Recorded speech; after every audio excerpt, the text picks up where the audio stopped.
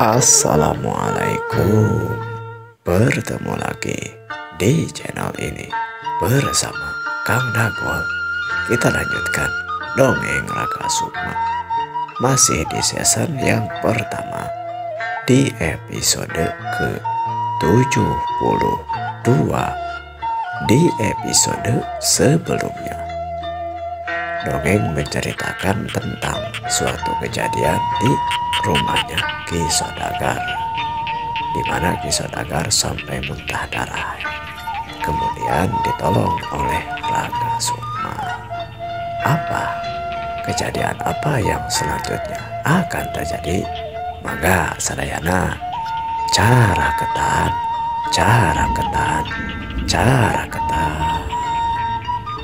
Selanjutnya, ketika dirasa Tuan Saudagar telah baikan, dipindahkanlah beliau ke rumah, ke kamar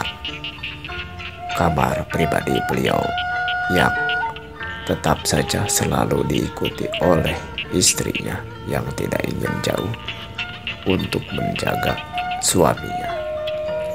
Begitupun si Nini Rencang yang selalu bergantian dengan si Abah Rencang, karena memang mereka berdua pun merasa khawatir kedua orang tua ini bagaikan kepada anaknya saja, memberikan perawatan kepada Tuan Saudagar itu.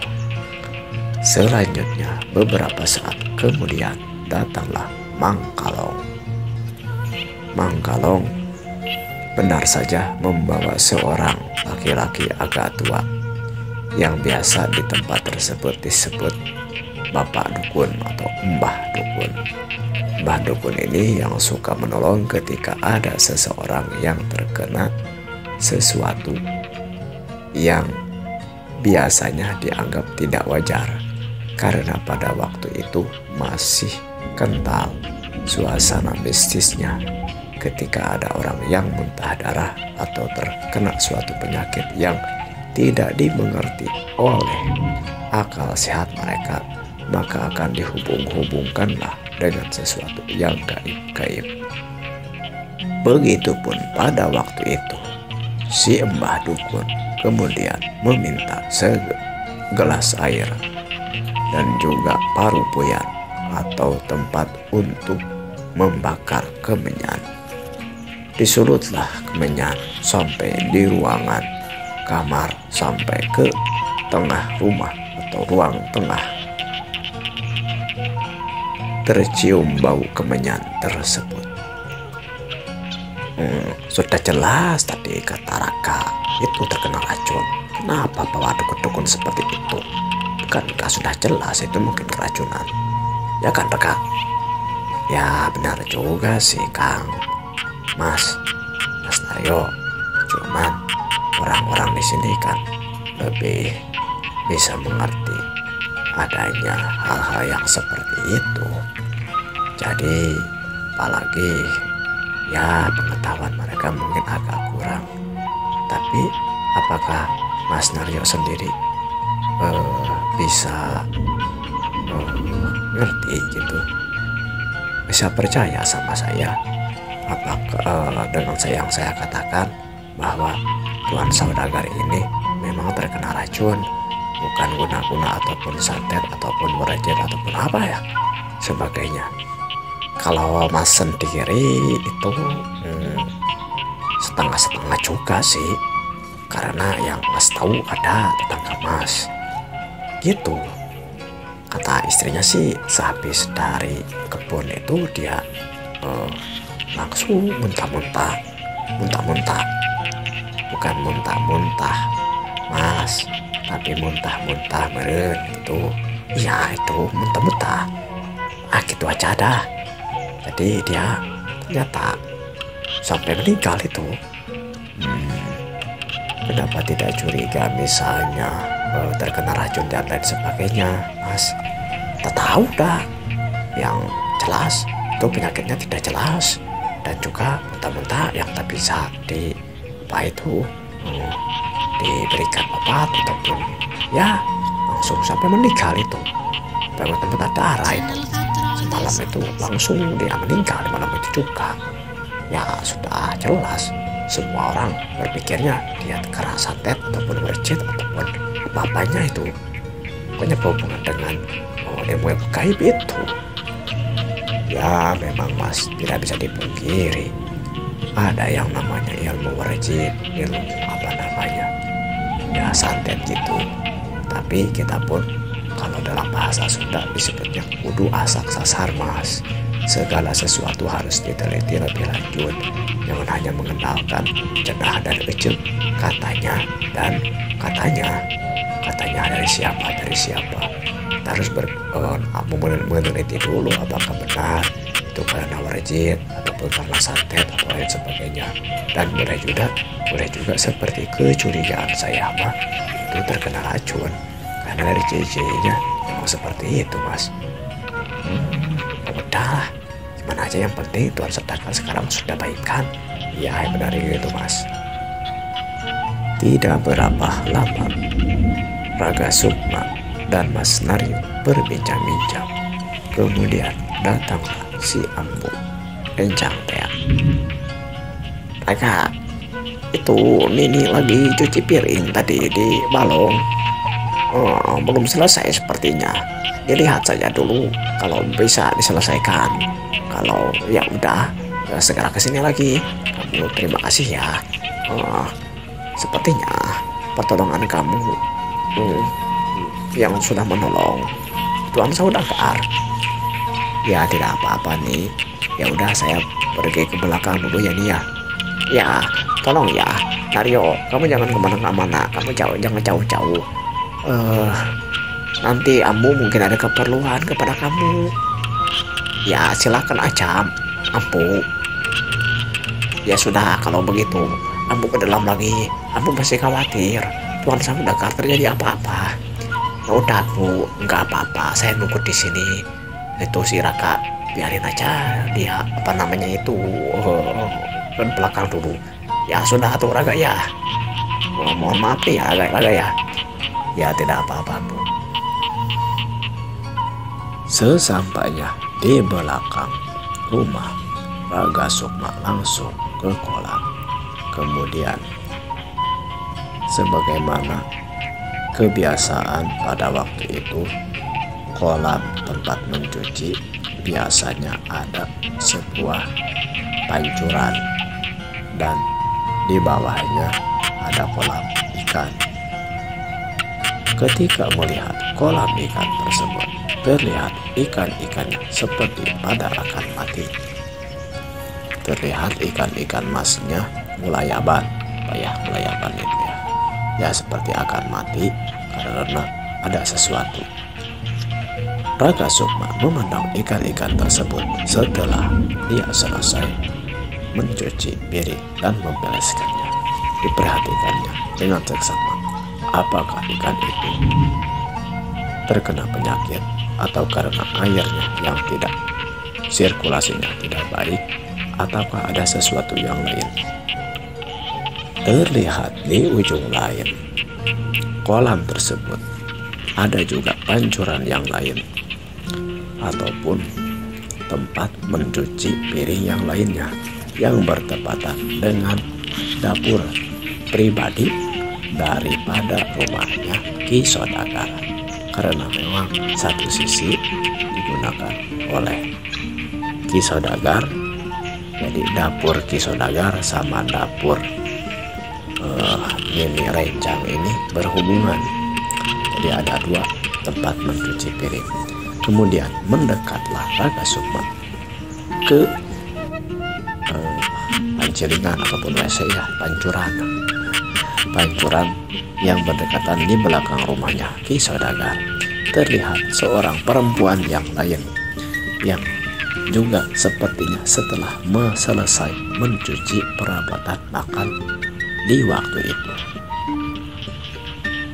Bi lagi ngapain Bi? Nak Raga, ini Bibi lagi ngaso dan terlihat sepertinya ikannya pada kena penyakit ya, sepertinya mau mati atau apa ya. Nah itu juga Bi, saya juga heran. Saya tadi juga sudah cuci piring, dilihat ternyata ikannya seperti gini. Ada apa ya Bi? Tidak tahu, Bibi juga sepertinya keracunan atau apa. Ikan yang melayaban seperti itu seperti akan mati. Apa yang harus kita lakukan? Ya kalau menurut saya mah kalau ada orang yang memang bisa gitu ya. Tapi saya takut khawatir Bi. Jangan-jangan ini terkena racun. Jadi kalau ditangkap juga ikannya, saya takutnya khawatirnya ada yang memakannya, nanti orang yang memakannya juga keracunan Bi.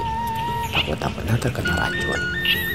Sebab kalau saya lihat sirkulasi airnya baik, kemudian kalau ada hal-hal yang lainnya juga tidak mungkin. Kalau terkena racun apa ya? Nah itu dia Bi.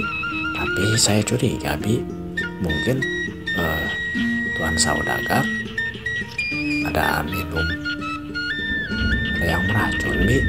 Kemudian bekas wadah ataupun tempat makanannya dicuci di pancuran ini, kemudian terkena ke ikan-ikan di sini. Apakah mungkin seperti itu Naraga? Bibi ini jadi khawatir, Bibi jadi merasa bersalah. Soalnya tadi setelah makan bersama-sama, kalau terkena racun, mungkin semua orang yang makan jadi bisa terkena racun. Tapi kemungkinan yang lain juga ada Bi, misalnya setelah makan, kira-kira atau Tuan Saudagar memakan atau meminum sesuatu tidak?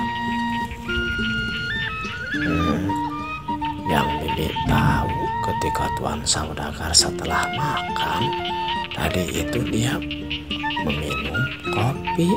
Katanya kopinya dari saudaranya yang Adipati teh ya. Katanya ini kopi Lampung yang enak itu. Jadi udah itu aja. Kira-kira siapa yang menyeduh kopi tersebut? Ya si Nini Rencang, karena biasanya katanya buatan kopi si Nini Rencang sangat enak. Wah, apakah Nini Rencang ada di dalam? Coba dipanggil ke sini. Kalau begitu silahkan saja. Kemudian si Bibi itu selanjutnya pergi ke dalam. Beberapa saat kemudian terlihat si Nini Rencang atau si Ambu Rencang ikut keluar menemui Raga Sukma. Raga Sukma, ada apa? Begini Bi, saya masih curiga kalau Tuan Saudagar ini ada yang meracun. Kata si Bibi ini setelah makan itu beliau meminum kopi dan Ambu yang menyeduhnya. Apakah Ambu benar yang menyeduhnya atau gimana? Ambu teh lupa ingat itu teh. Ambu juga jadi merasa bersalah dan takut ada sesuatu yang menyangkut ke Ambu.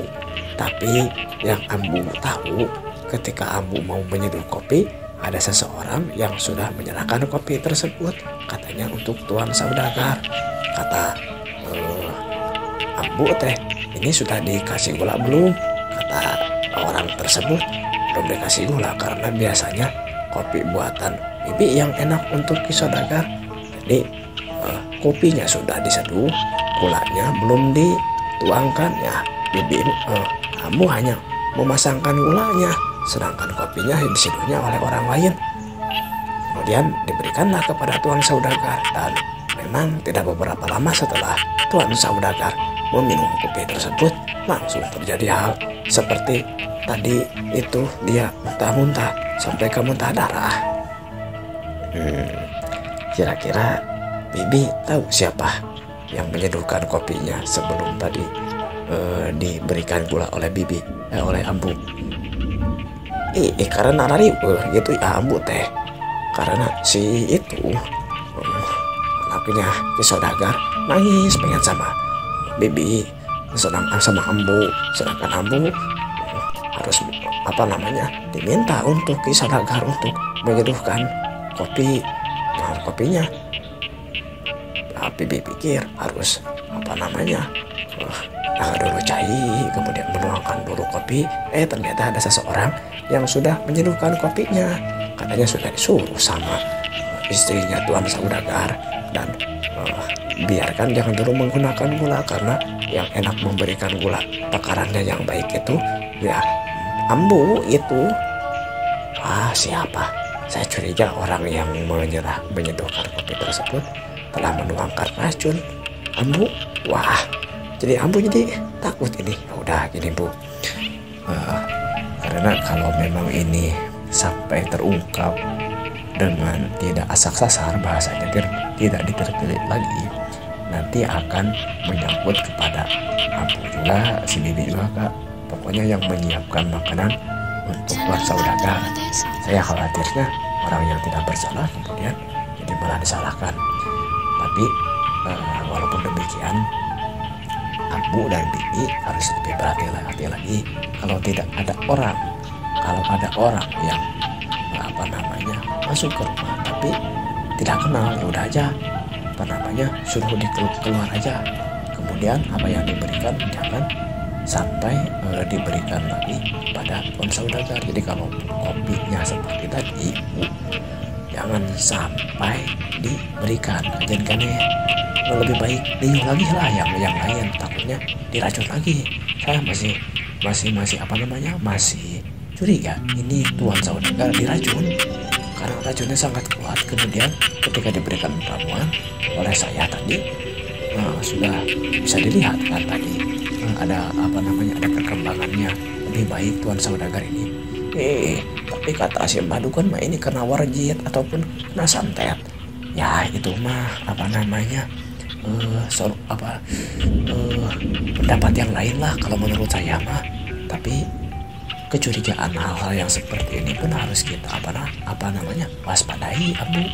Ya ambu juga percaya sih, tapi tidak bisa menjelaskan kepada yang lainnya. Ya udah ambu, kalau kita menjelaskan ini keracunan, pasti orang-orang yang ada di sini akan dicurigai dan misalnya pelakunya sudah kemana, tapi kita yang tidak bersalah ikut terlibat gitu. Karena memang ambu menyiapkannya, ini juga menyiapkan makanan, dan kecurigaannya bisa dari mana saja. Kalau memang kita sampai keluar ini, rumor ini sampai keluar, kita rahasiakan saja terlebih dahulu. Intinya harus waspada, terutama Bibi dan ambu. Ini kan yang bertugas sebagai di sini menyiapkan makanan. Ambu juga orang kepercayaannya Tuan Saudagar sama si Abah. Jadi saya harap Abah, ambu dan juga si Bibi dan orang-orang nanti yang ada di sekitar sini bisa lebih berhati-hati, terutama soal makanan dan soal orang yang tidak kenal. Saya juga jadi merasa khawatir berada di sini karena saya pun termasuk orang yang baru di sini kan. Benar agak. Terus gimana ini? Ya udah biarin aja. Kalau menurut tadi Mbah Dukun ini katanya kena warjit ataupun santet, orang-orang biarkan menganggapnya seperti itu. Tapi kita untuk menjaga hal-hal yang sudah diinginkan, yang tadi saya sampaikan, untuk bisa diperhatikan. Gimana kamu? Apakah ambu dan Bibi paham?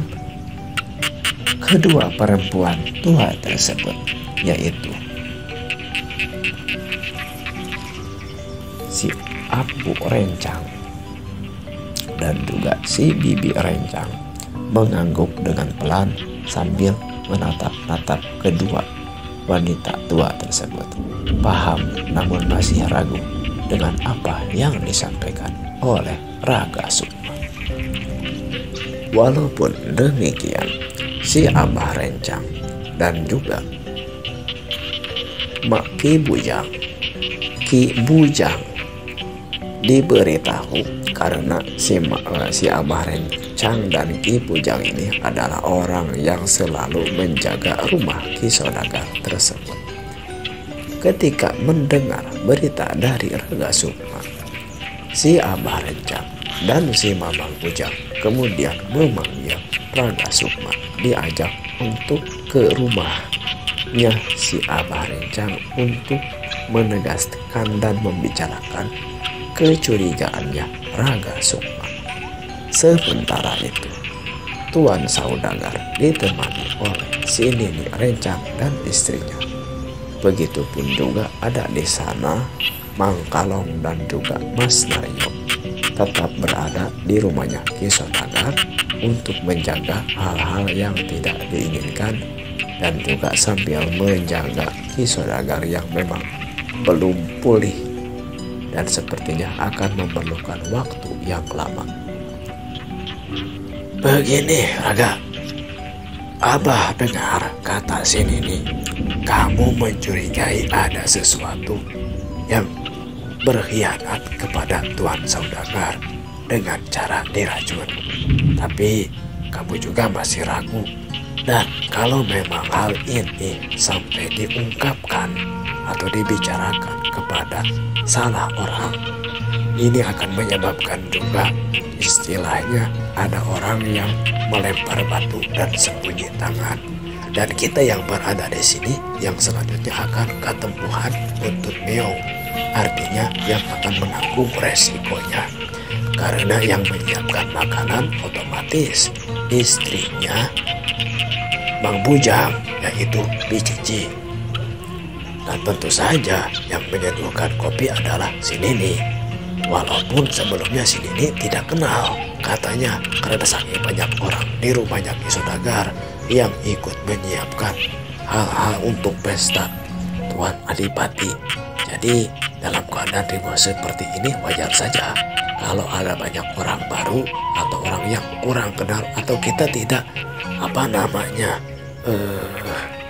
memperhatikan orang-orang yang berada di sekitar kita. Oleh karena itu,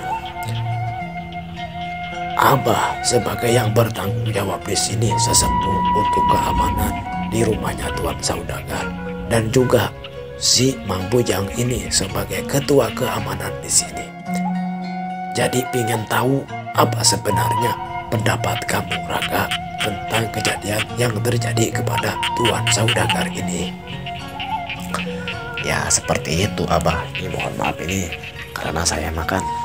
Pertama saya juga di sini baru ya Abah. Kemudian mau tidak mau pastinya juga saya masih bocah gitu. Mungkin omongan saya ada yang percaya dan juga ada yang tidak. Jangan seperti itu Raga.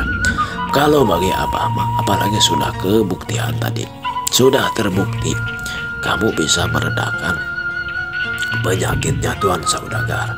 Walaupun sekarang sudah ada tabib atau dokter, bahkan ditambah oleh orang yang suka mengobati dengan cara alternatif, yaitu menggunakan ilmu-ilmu gaib karena khawatir memang yang terjadi kepada Tuan Saudagar ini diakibatkan merejit, santet dan lain sebagainya. Tapi ada pengobatan pun. Tapi kalau menurut dokter juga katanya, menurut tabib itu memang ada racun. Walaupun tadi sedikit ada perdebatan. Kata Abah ya udah tuh tabib obati secara tabib. Badukun obati secara badukun. Akhirnya mereka pun bisa damailah, tidak diperpanjangkan. Cuman mendengar dari sini nih, kamu pun berpendapat seperti Tuan tabib. Katanya ada yang meracun. Apa yang harus sekarang kita lakukan? Ya seperti yang tadi saya sampaikan kepada si Ambu sama si Bibi Cici ya, istrinya Mang Bujang ini. Kalau menurut saya mah pindahkanlah untuk persiapan pesta ini ke rumahnya Abah aja di sini. Jadi berpusat di rumahnya Abah. Jadi biarkanlah rumahnya Tuan Saudagar hanya dihuni oleh si Ibi dan juga Mang Bujang. Sedangkan yang bisa pulang pergi ke rumahnya itu Abah sama Ambu.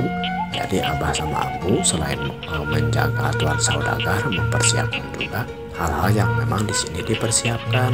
Jadi pokoknya rumah ataupun bahkan kalau bisa mah kamarnya Tuan Saudagar mah hanya orang-orang tertentu sajalah yang bisa masuk selain istrinya ataupun orang-orang yang dipercaya. Jangan sampai ada orang yang tidak dikenal bisa berhubungan secara langsung apakah itu dari segi makanan atau dari segi pakaian, atau bahkan bisa bertemu langsung pada tuan saudagar.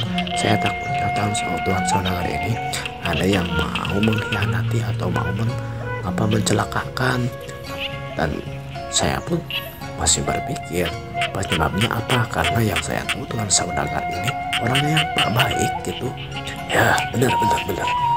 Abah juga berpikir seperti itu. Tuan saudagar ini selalu baik kepada semua orang. Kalau ada orang yang mau menjahatinya atau mencelakakannya karena akibat kelakuan beliau dalam bidang perdagangan atau lain sebagainya, apa rasa sedikit kemungkinannya, walaupun kita tidak tahu ya di belakang orang itu seperti apa, atau misalnya ke kita baik, ke orang lain mungkin ada sesuatu. Tapi kalau memang secara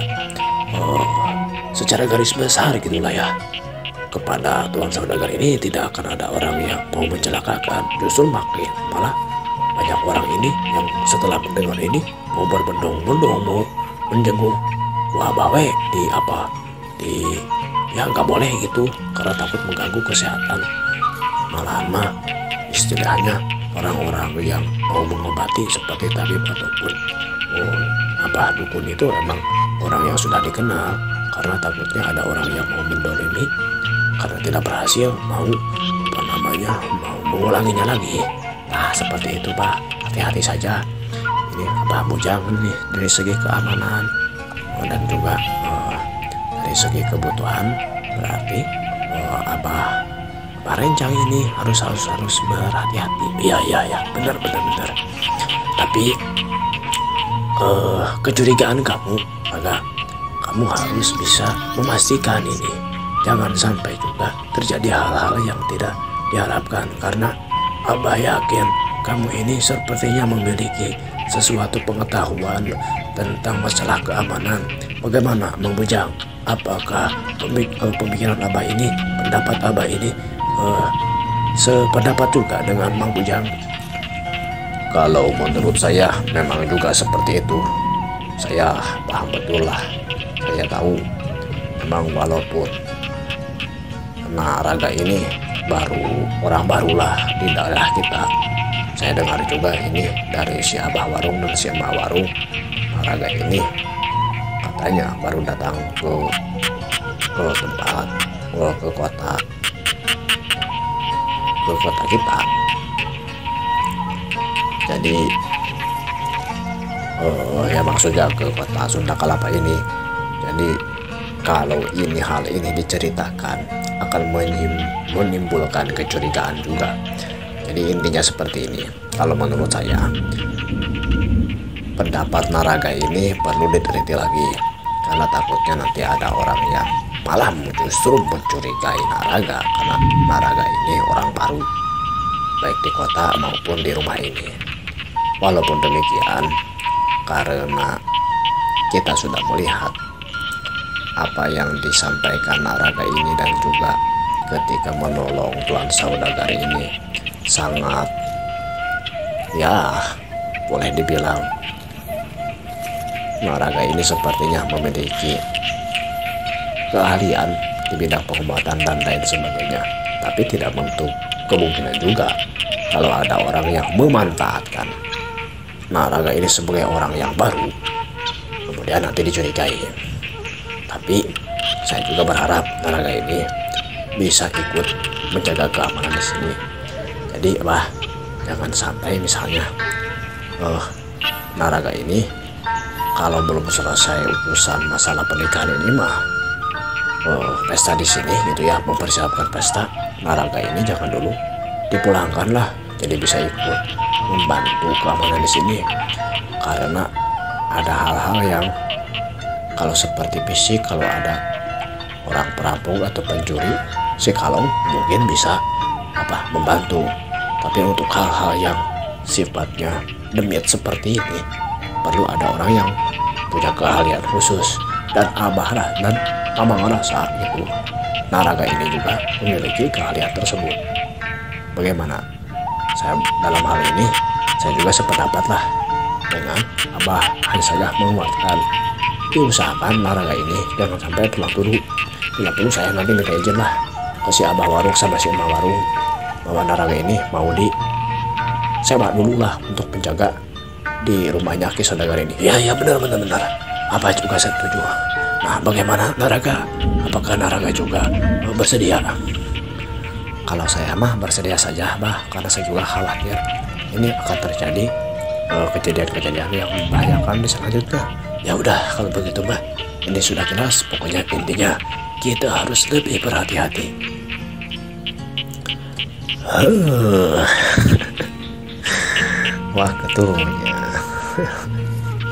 Waktunya saudara-saudara, para pendengar yang mencintai dongeng Kang Dagol, yang merasa terhibur dengan dongeng Kang Dagol.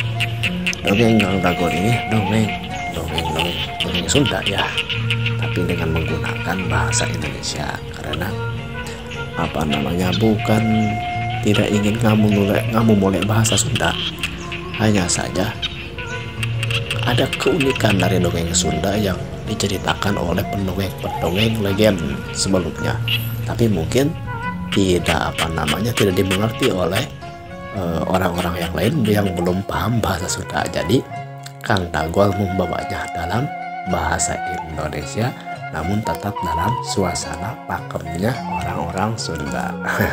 Semoga bisa paham ya dengan maksud Kang Dagol ini, dan menjadi hiburan untuk semua yang menyaksikan dongeng Kang Dagol ini. Wilujeng patepang deui permihon.